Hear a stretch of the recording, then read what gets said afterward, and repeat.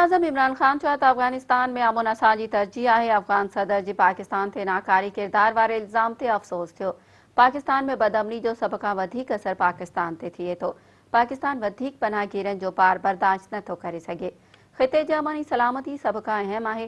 Tashkent में central and south Asia conference खे ख़िताब कंदे वज़ीर-ए-आज़म इमरान ख़ान चयो त गवादर पोर्ट ते मुआशी सरगर्मियूं 2019 खां शुरू थी वयूं आहिनि। वज़ीर-ए-आज़म चयो त सी-पेक आरबीआई जो फ्लैगशिप मंसूबो आहे। उम्मीद आहे त सी-पेक इलाक़ाई राब्तनि में अहम किरदार अदा कंदो। इमरान ख़ान चयो त अफ़ग़ानिस्तान जी ख़राब हालतुनि सां सभ खां वधीक पाकिस्तान मुतासिर थिए थो। अफ़ग़ानिस्तान में बदअमनी सां पाकिस्तान ते असर थिए थो। दहशतगर्दी ख़िलाफ़ जंग में पाकिस्तान 70,000 खां वधीक इंसानी जानियूं क़ुर्बान कयूं आहिनि। हुन चयो त अफ़ग़ानिस्तान विच ऐं ॾखण एशिया में पुल जो किरदार अदा करे सघे थो। अफ़ग़ानिस्तान में अमुन असांजी तरजीह आहे।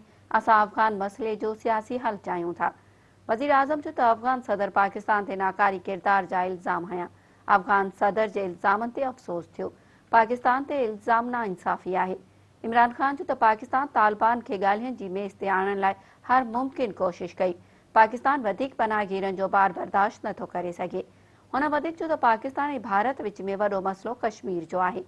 कश्मीर मसइलो हल थियण सां ख़िते खे फ़ाइदो थींदो।